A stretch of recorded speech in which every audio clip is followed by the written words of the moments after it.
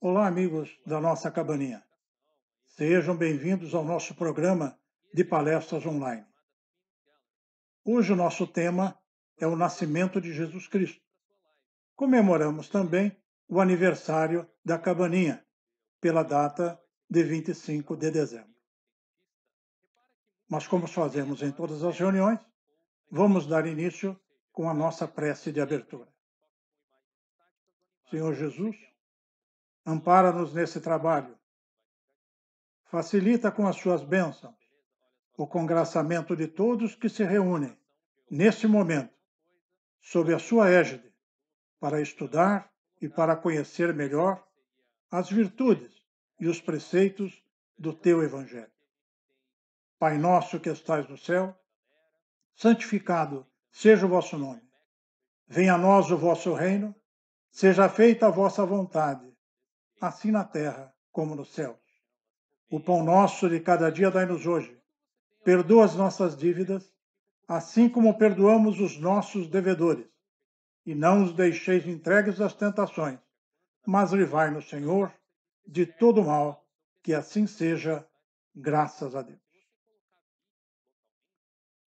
Vamos iniciar falando um pouco sobre a nossa cabaninha, já que hoje é o aniversário da nossa casa. A cabaninha nasceu na cidade de Itu, mais precisamente na rua Benjamin Constant, e isso em 25 de dezembro de 1948. Foi a sua primeira sede.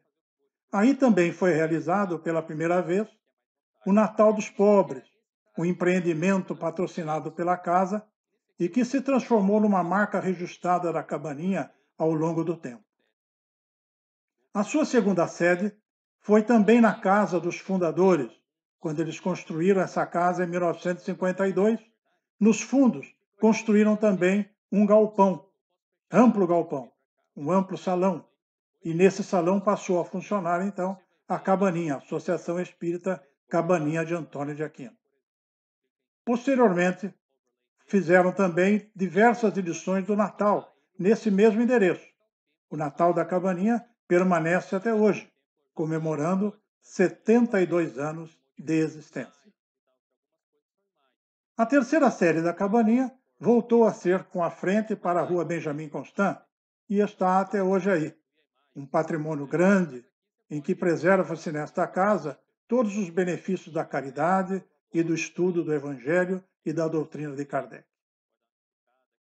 O casal de fundadores é o casal Amanteia, Fiore Marcelo e Valéria Tabaque.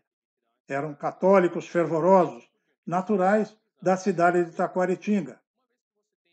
Amanteia era militar e, por ocasião da guerra, subiu até a cidade de Natal em condições de ser embarcado para a Itália com os contingentes dos pracinhas.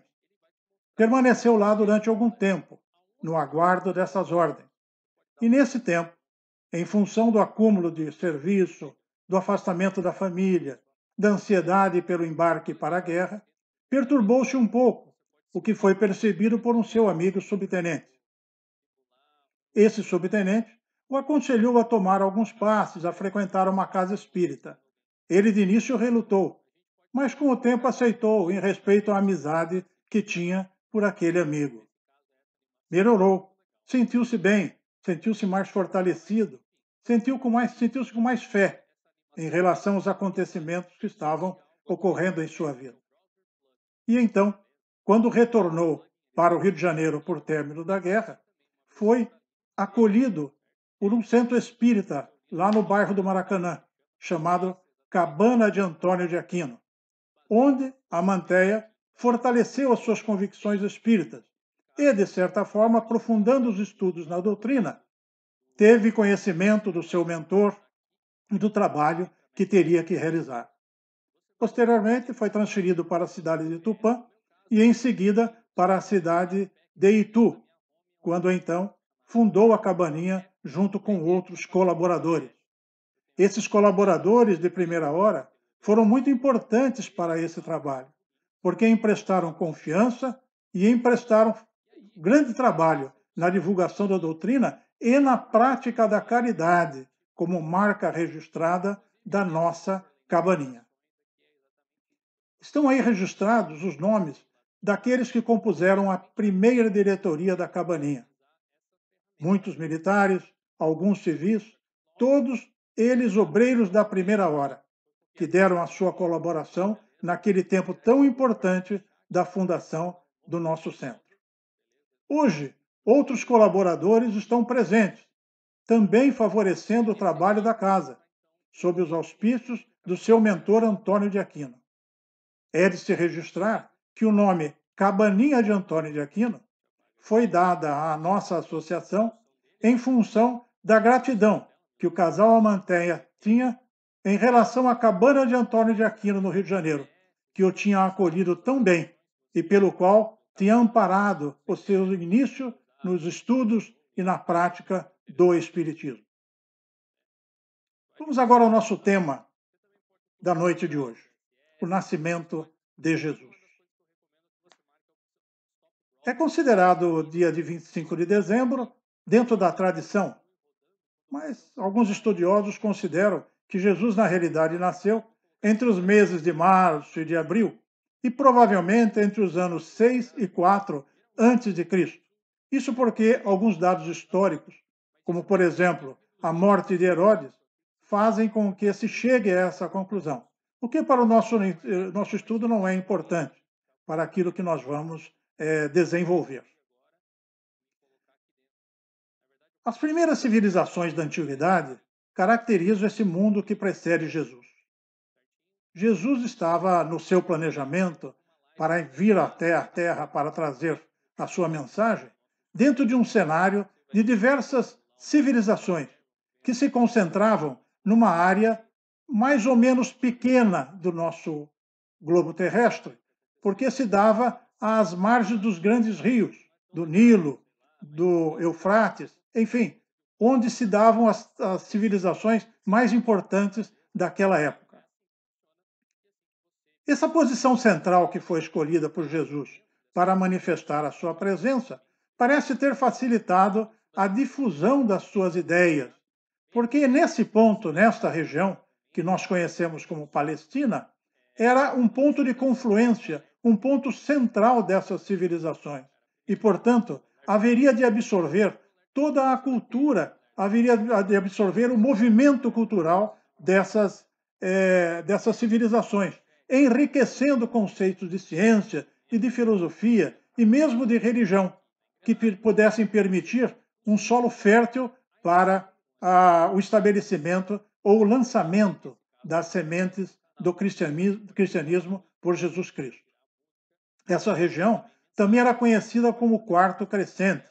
Era uma região muito ambiciada, muito ambicionada, melhor dizendo, por esses impérios, porque eles era uma região muito rica, era uma região que tinha bastante alimentos e era também uma região de ligação entre o antigo Ocidente e o antigo Oriente, se transformando assim numa região importante para o domínio de quem quisesse ter ascendência sobre todo esse cenário das primeiras civilizações. A Palestina também era um lugar bastante fértil. Na época de Jesus, produzia o trigo, a cevada, produzia maçãs, tâmaras, frutas diversas, a oliva ou azeitona em todo o seu território. E produzia também algo especial, que era o bálsamo. Esse bálsamo era um perfume muito famoso para a época e que se dizia que tinha também propriedades medicinais. Voltando à nossa região central das civilizações, vamos entender e vamos verificar que muitas foram as civilizações que contribuíram para esse cenário de mudanças culturais e de enriquecimento cultural. Vale dizer que essas ciências, essas filosofias que apareceram no devido tempo nessa região, elas vinham a ampliar a mente humana para outros horizontes que não o misticismo da selvageria anterior. Isso quer dizer que, ao trazer esse conhecimento, essa filosofia, ao trazer a matemática, ao trazer conceitos novos de religião, elas também alargavam os horizontes do pensamento humano e, dessa forma, favoreceriam o estabelecimento de novos conceitos, não presos a tanto misticismo como havia anteriormente, a existência de muitos deuses e assim por diante. Foi aí também que o Cristo resolveu fazer a sua presença dentro do povo judeu. O povo judeu tinha certas características especiais naquela época e que favoreceram então a escolha de Jesus para nascer dentro do seu meio. Emmanuel observa no livro A Caminho da Luz o porquê da escolha de Jesus pelo povo judeu.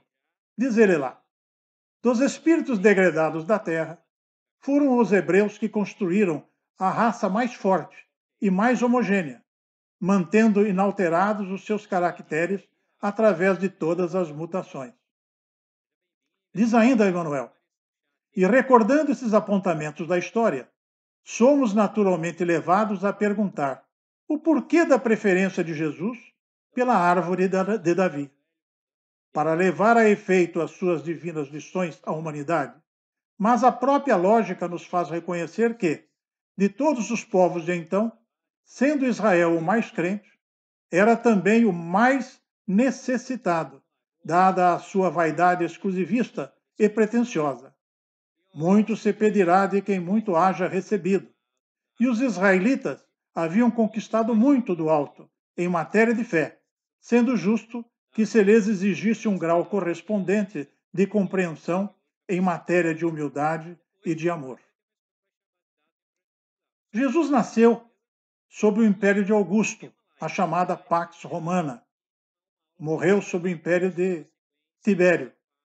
Quando Jesus nasceu, o Império Romano gozava de uma certa tranquilidade, uma extensão quase que máxima dentro do seu território, o que viria a permitir no futuro uma circulação mais ou menos tranquila de todos aqueles que se propusessem a propagar a verdade cristã.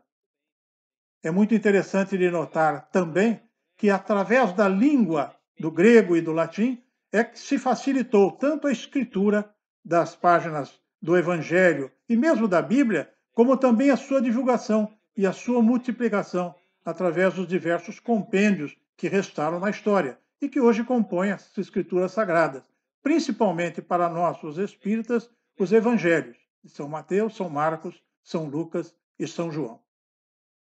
A Palestina, no tempo de Jesus, ela era governada por Herodes. Herodes era um preposto, vamos dizer assim, do Império Romano, favorecido pela amizade que tinha com Augusto, em função de alguns apoios que havia dado assim na expansão do Império Romano. Sabemos que a Palestina fazia parte do extremo oriente desse império e necessitava, muitas vezes, de um certo controle e de apoio militar para a fixação dessa hegemonia romana sobre todo esse território, sobre parte desse território. Mas Herodes era um preposto, né, um rei, no caso reconhecido na época, era um rei odioso, ele não era bem quisto pelo povo, né? Tinha mão de ferro e era por isso que era garantida a sua posição lá. Ele sabia garantir o pagamento dos impostos e, de certa forma, controlar as rebeliões que existiam ou que ocorriam regularmente. O nascimento de Jesus foi precedido por vários anúncios de profetas. A primeira revelação das bases que viriam a compor o cristianismo vieram através de Moisés, principalmente pelos 10 mandamentos. Porque o conceito da unicidade da divindade, isto é, de que existia apenas um Deus, era importante para a continuidade do ensinamento de Jesus, em função do que o povo hebreu era cercado por muitos daqueles povos que acreditavam em diversos deuses. Portanto, quebrando aquela noção de um Deus de amor, de um Deus de paz, embora essa unicidade em função da divindade para os judeus fosse de um Deus dos exércitos. Mas, de qualquer forma, os 10 mandamentos traziam regras novas para o relacionamento humano. E essas regras serviram de base durante mais de quase 2000 anos, né? Serviram de base para o advento do cristianismo, quando o Cristo trouxe na cidade de Belém a sua doutrina, a sua pregação. Vários desses profetas, então, já anunciavam que haveria um Messias, que chegaria um Messias numa determinada época para libertar o povo judeu, para trazer a ele a tranquilidade, um pouco mais de paz e uma certa soberania que o povo judeu queria usufruir, uma vez que havia sido dominado por egípcios, havia sido dominado por babilônios, por persas, por gregos, por romanos, havia passado por inúmeras vicissitudes em função da sua história. E, portanto, aguardava sempre aquele elemento que fosse o seu libertador, aquele que viesse a trazer a compensação por tanto sofrimento. Afinal, acreditavam que o povo judeu era o povo escolhido por Deus para ser aquele que dominaria ou que se prevaleceria sobre a terra. O nascimento de Jesus é relatado melhor no Evangelho de São Mateus.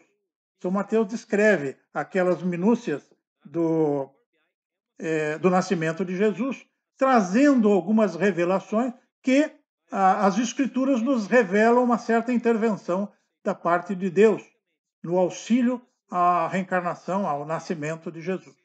Então, disse que Jesus, nascendo em Belém, estaria abençoado por algumas situações um pouco excepcionais, como a própria virgindade de Maria, que para nós espíritas não corresponde a uma realidade. Nós acreditamos que Jesus se prontificou a vir ao mundo da mesma forma que todos os outros seus irmãos, mostrando através desse exemplo que era possível vencer e cumprir as suas tarefas nas mesmas condições em que todos viriam.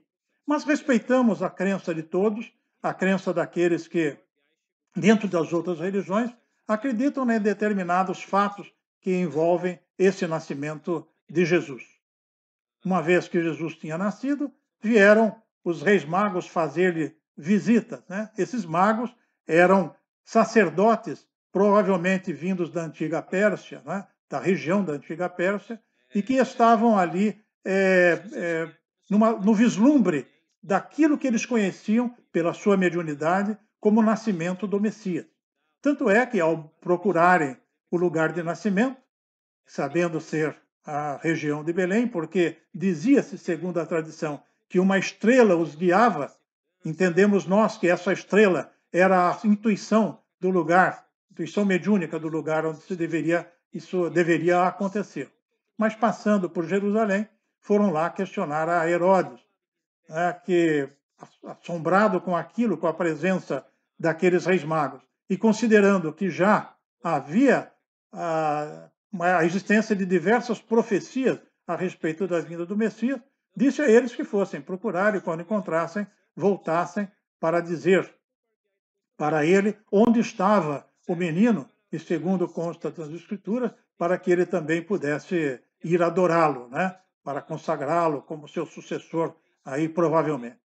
Nós sabemos que, por essas mesmas Escrituras, que eles foram, José e Maria, foram alertados por um espírito de que aí haveria a intenção, então, de matar todas as crianças com menos de 2 anos, e tentaram sair e fugir para o Egito.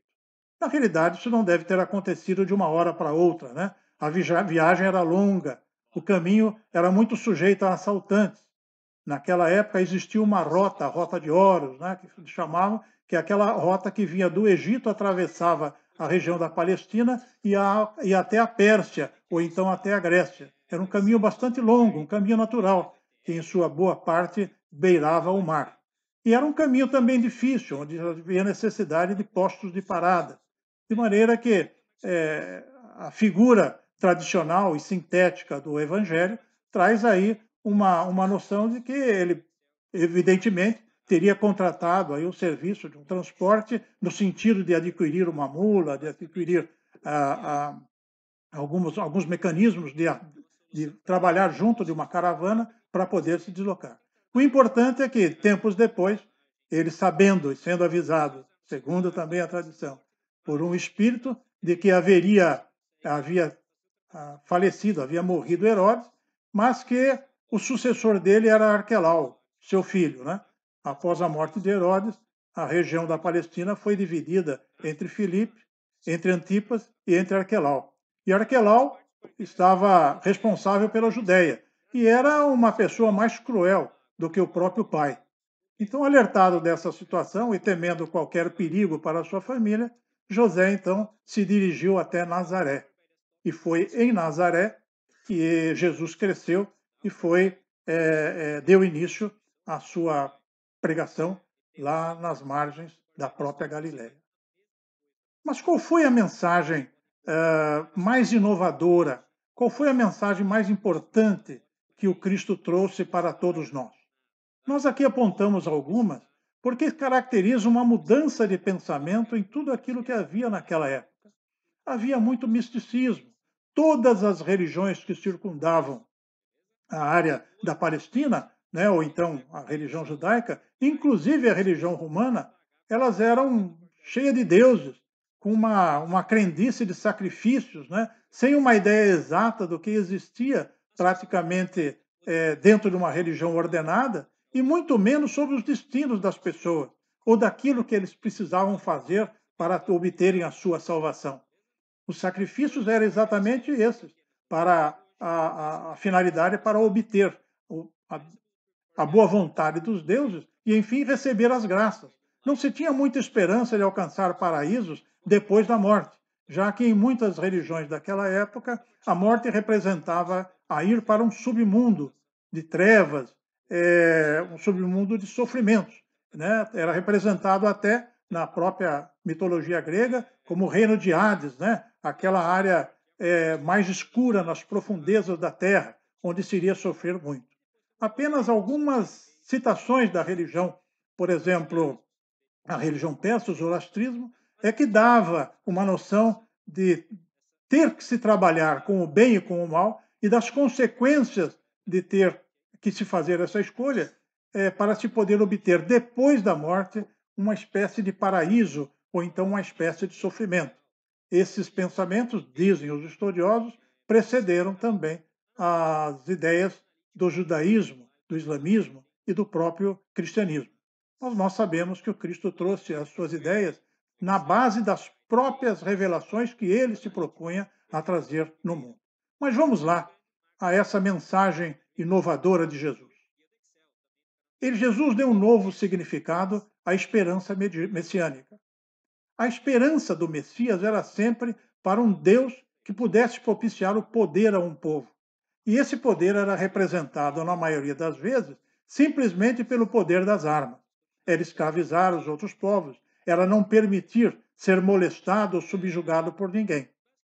Na realidade, quando Cristo disse: "Meu reino não é deste mundo", ele se jactava o Messias, aquele que estava trazendo essa nova noção da importância do que era pertencer a um reino, e que o reino não poderia ser o reino da matéria, aquele pelo qual as pessoas aspiravam obter o poder. Jesus trouxe, quebrou então, na realidade, esse conceito de messianismo bélico e conquistador, ao responder, inclusive, aquela pergunta, né? Vós sois de Pilatos, né? Vós sois rei? E ele respondeu: sim, eu sou rei. Mas querendo dizer, não sou rei daquilo que está nesse mundo. Quer dizer, a minha supremacia está acima das coisas desse mundo. Jesus também valorizou a virtude. Logo ao nascer, exemplificou a humildade. A sua bondade é expressada em todos os atos da sua vida. E a caridade também, porque ao praticar as suas curas e ao esclarecer o povo sobre aquilo que deveria fazer, preparando já uma ascendência espiritual pela compreensão da virtude, ele estava praticando uma grande caridade, talvez a maior que se pudesse fazer para com o ser humano. Jesus mudou o entendimento também sobre a divindade. É isso que nós nos referimos. Não era mais o Deus dos exércitos, era tão falado na Bíblia, né? Aquele Deus que privilegiava um povo, aquele Deus que ajudava os exércitos de um povo em detrimento ao outro, aquele Deus que castigava quando achava que o povo não estava agindo daquela forma, né? A crença de que judeus haviam sido escravizados e levados para a Babilônia, é porque não haviam procedido corretamente. Então Deus os havia castigado, propiciando a um conquistador cruel que os tirasse dali, naquele famoso cativeiro da Babilônia. Então, houve uma mudança desse entendimento, uma mudança bastante forte, porque tudo que existia naquela época, no entendimento de divindade, era divindade de poder material. Tanto é que tudo que se oferecia a esses deuses eram as primícias, né? Os primeiros frutos da terra, os primeiros animais, às vezes dinheiro, às vezes terras, né? Que se ofereciam nos templos para se obter os favores desses deuses, que deveriam, nessa concepção, se sentir satisfeito com a doação das coisas materiais. O Cristo trouxe, então, um novo conceito em relação a isso.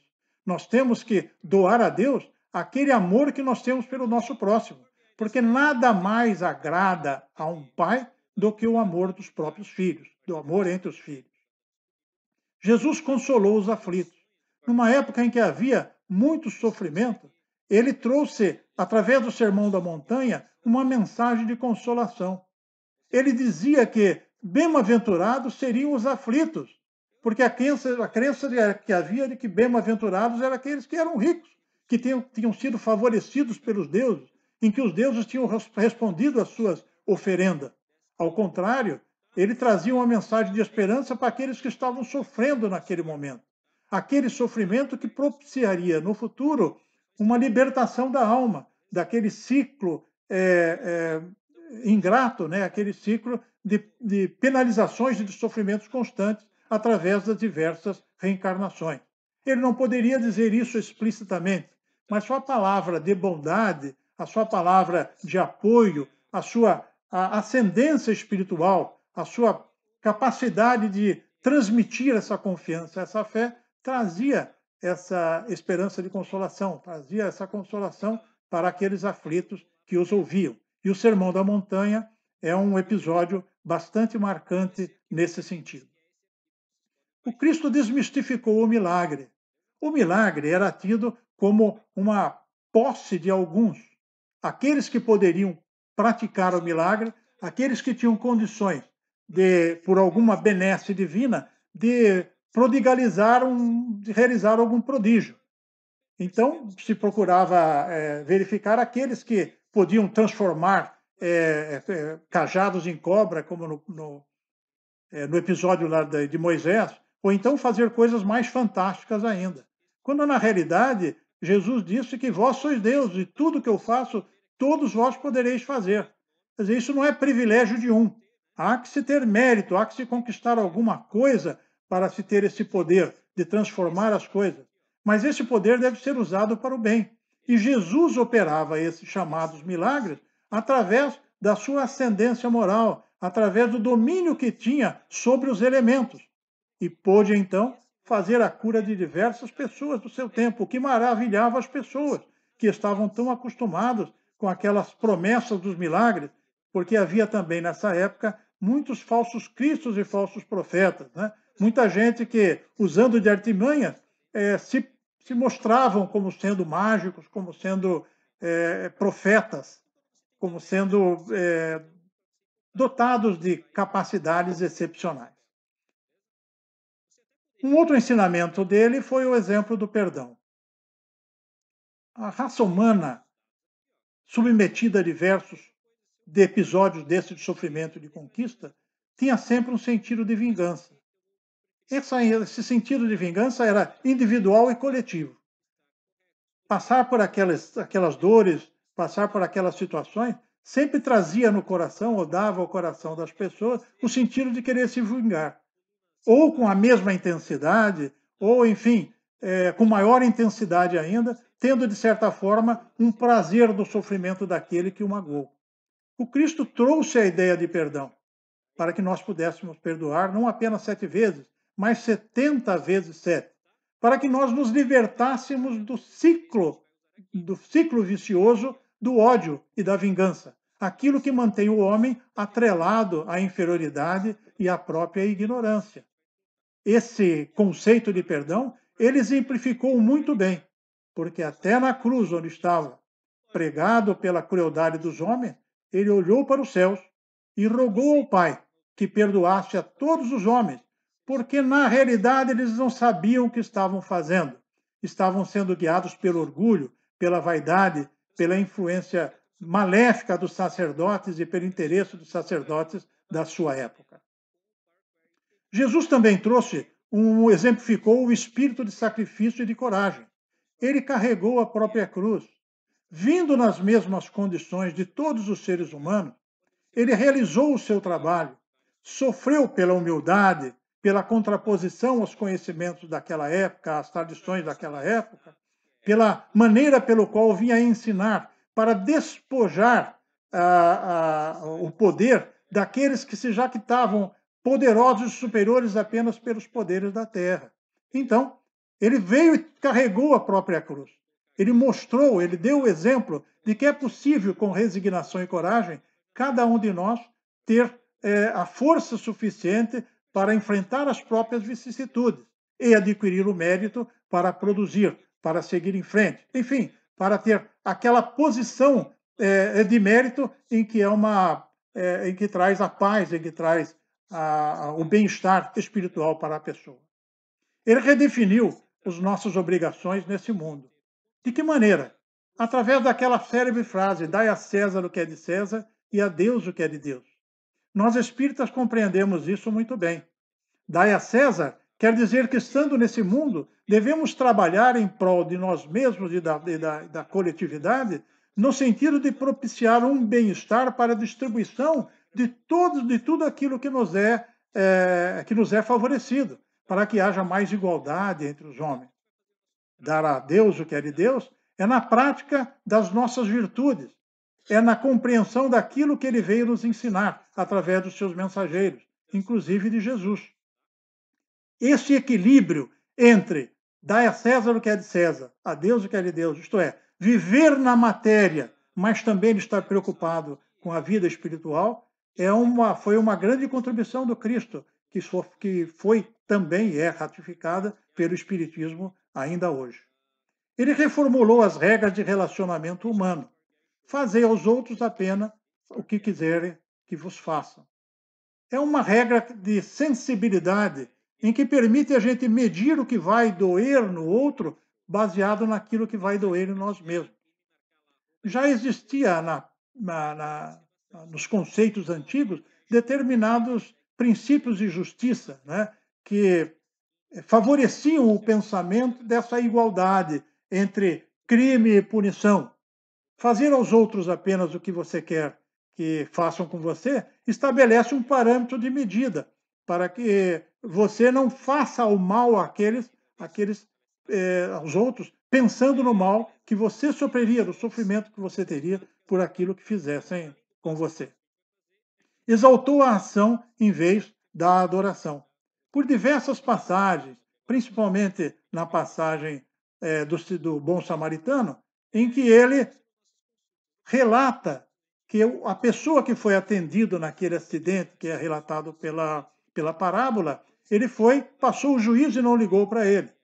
Passou lá o sacerdote, o doutor da lei, e também não ligou para aquele homem ensanguentado, ferido, que havia sido assaltado na beira da estrada.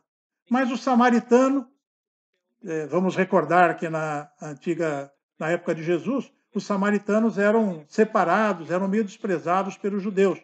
Pertenciam, embora seguissem também a Torá, pertenciam a uma outra compreensão dos ensinos de Moisés e eram por isso desprezados. Mas essa figura do samaritano foi realçada naquele momento por Jesus. Quer dizer, não era a crença, não era a posição de juiz, de sacerdote, que permitiu o ato de bondade, mas o coração fraterno daquele que se condoeu com o sofrimento do outro. Então, a ação que Jesus vinha a privilegiar está acima da adoração. Adorar a Deus é fazer aquilo que Deus manda, que Deus prescreve, que Deus determina, enfim, que Deus aconselha. E Deus aconselha para todos nós a caridade e a fraternidade para com os nossos semelhantes. Mostrou que a vida continua. naquele episódio emblemático de que ele reaparece após ter sido crucificado, seu corpo ter sido recolhido à catacumba lá por José de Arimateia, né? E ele reaparece vivo novamente para os seus discípulos. Tomé até descrê daquilo, os relatos das pessoas que o encontraram no caminho, de que ele havia voltado à vida. Essa noção de ressurreição já estava presente dentro do conceito religioso dos judeus, mas não como uma sobrevida para a posterior reencarnação. A ideia de que o espírito sobrevive à matéria e que continua atuando, porque foi o que o Cristo fez. Né? Ele mostrou ali, ele não saiu do corpo de carne e foi para um lugar específico se isolar do resto do mundo. Voltou a ter contato com os seus discípulos em espírito, quebrando talvez uma regra ou um conceito que existia naquela época muito arraigado, né? De que o destino das almas, as almas tinham um destino que tinha que ser colocado à parte. Moisés, em função dos abusos que haviam em função da mediunidade, havia condenado a prática da mediunidade como faziam aqueles místicos, né? Aquelas pessoas que usavam a mediunidade para fazer previsões, né? E por a maneira pela qual as pessoas acreditavam neles, né? Cobravam somas muito grandes por os serviços que prestavam. Moisés, naquela época, então, determinou que se fosse proibido aquela prática insana, aquela prática exploratória de um princípio tão forte como é o da humanidade.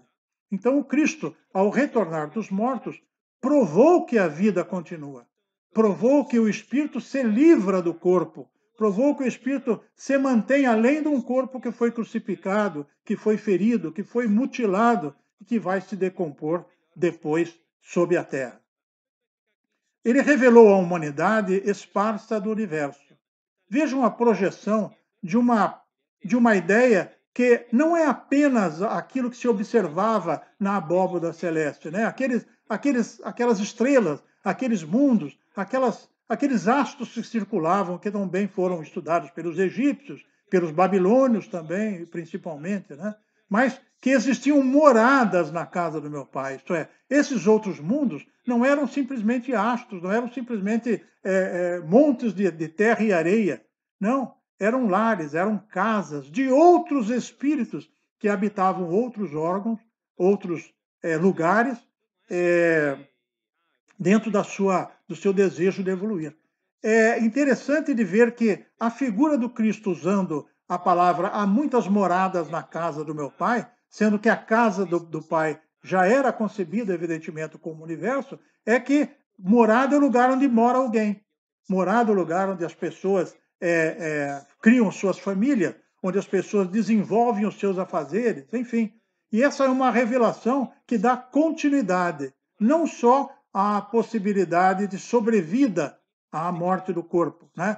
De libertação da alma em relação ao corpo, mas também a possibilidade de ocupar o universo infinito dentro das diversas escalas evolutivas. E, principalmente, trouxe ele o anúncio de um novo Consolador. Ele disse que algumas coisas que ele estava explicando ou estava trazendo ainda não estavam sendo compreendidas ou não seriam compreendidas perfeitamente naquele momento, mas que no futuro alguma coisa viria a ser trazida para fortalecer esse esclarecimento, porque o povo daquela época não poderia compreender ainda as revelações em total, na sua totalidade. Como acreditar na morada, nas muitas moradas da casa do Pai, isto é, nos planetas esparsos no universo com outros espíritos, se as religiões circunscreviam o universo ou essa expansão apenas a uma abóbada em torno da Terra? Como compreender que existiria vidas em outros lugares? Quem seriam os deuses desses outros lugares? Como poderiam viver essas pessoas se não se conseguia enxergar além desse limite bastante obtuso que as religiões e as ciências da época davam ao nosso mundo? Então haveria que vir, posteriormente, alguém a explicar melhor essa verdade. E essa verdade é necessária para que se entenda o nível de evolução dos espíritos. A Terra é um mundo onde existe sofrimento. A Terra é um mundo onde existe ainda muita expiação e prova, como nós dizemos na própria categoria do nosso mundo. Mas onde vivem aqueles espíritos que estão mais atrasados que nós?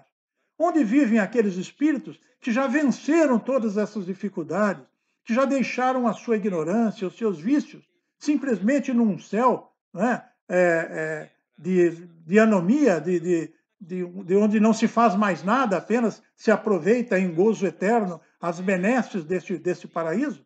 Onde continuam a trabalhar essas almas? Para onde é que eles vão? Então, esse entendimento teria que vir através de uma nova revelação, uma revelação que viria a dar um pouco mais de conhecimento apropriado à sua época. Depois que a ciência conseguiu rasgar essa abóboda fictícia, depois que a ciência conseguiu mostrar que existem outros planetas, outros sistemas e que o universo apresenta uma imensidão de outros astros, era preciso dar uma ocupação para isso e, portanto, tornar realidade as palavras do Cristo. Há muitas moradas na casa do meu Pai. Hoje até se cogita, evidentemente, da presença e da vinda desses elementos de outras moradas para cá. Né? Existem as teorias aí dos extraterrestres, aqueles espíritos que adquiriam uma vantagem tecnológica suficiente para poder se deslocar desses planetas da Terra para cá, num intercâmbio que no futuro, acreditamos, seja muito positivo para a Terra. Porque se hoje temos um intercâmbio entre os povos, facilitando a distribuição do conhecimento, da cultura, facilitando, de certa forma, a absorção de determinadas ideias que são necessárias à evolução, nada melhor do que ter relacionamento, nada melhor do que ter contato, nada melhor do que manter de manter uma aproximação com esses espíritos que, por serem mais adiantados, por viverem em orbes mais adiantados, poderiam ter muito a nos ensinar. Mas existe uma verdade também a ser compreendida, a ser absorvida dentro dos nossos conceitos. Não é apenas ver para crer, mas também é crer para ver. É ter a noção racional de que essas coisas todas existem, de que a alma sobrevive, de que existem muitas moradas na casa do meu Pai, de que há possibilidade da alma livre se comunicar com os seres humanos encarnados e, nesse intercâmbio, auxiliar no seu trabalho, no desenvolvimento das suas tarefas na vida comum. Então, a mensagem inovadora de Jesus foi essa de modificar o comportamento humano.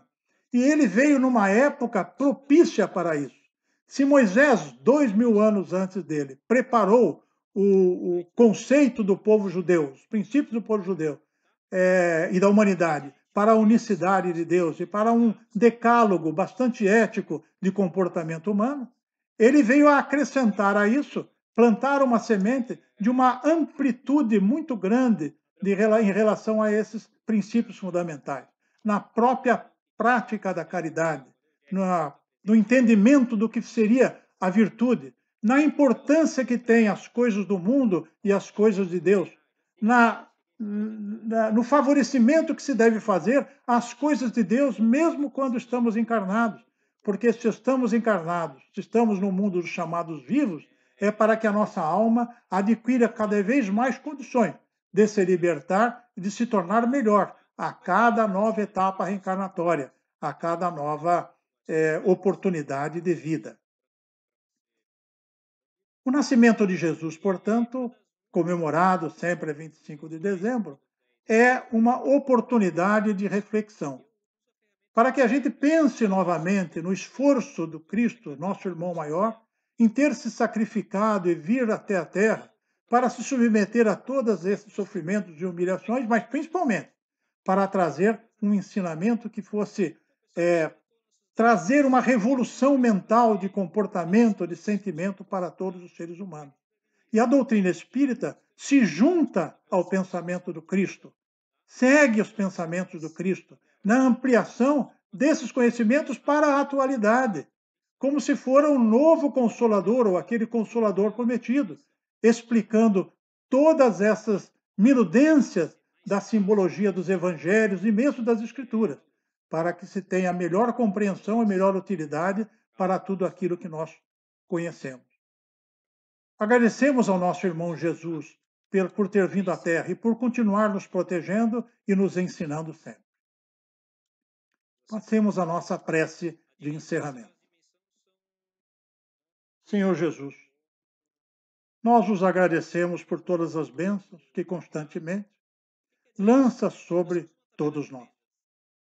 Pedimos nesse momento, quando as famílias se reúnem, quando as famílias se congraçam para comemorar, sob suas bênçãos, essa união, a felicidade, a saúde, a alegria desejada, agradecemos por essas bênçãos. Agradecemos por suas intervenções constantes em nossa vida, através dos milagres modernos da sua consciência de misericórdia, que muitas vezes nos cura sem ao mesmo nós termos noção. Abençoai as famílias de todo o mundo, sejam cristãos ou não cristãos, para que nesse momento, nessa oportunidade, todas essas bênçãos se transformem na saúde, na prosperidade, na preocupação com a espiritualidade, no afastamento das más influências, no progresso das boas ideias, na tranquilidade do povo, enfim, em tudo aquilo que só uma bênção divina, trazida por vós, querido irmão Jesus Cristo, pode favorecer a todos nós nessa terra. Pai nosso que estais no céu, santificado seja o vosso nome. Venha a nós o vosso reino. Seja feita a vossa vontade, assim na terra como no céu. O pão nosso de cada dia dai-nos hoje. Perdoa as nossas dívidas, assim como perdoamos os nossos devedores. E não nos deixeis entregues às tentações, mas livra-nos, Senhor, de todo mal, que assim seja, graças a Deus. Damos por encerrada, então, hoje, a nossa palestra, desejando a todos um Feliz Natal e um excelente ano que se inicia, para que todos tenham, na graça do Senhor, a devida felicidade.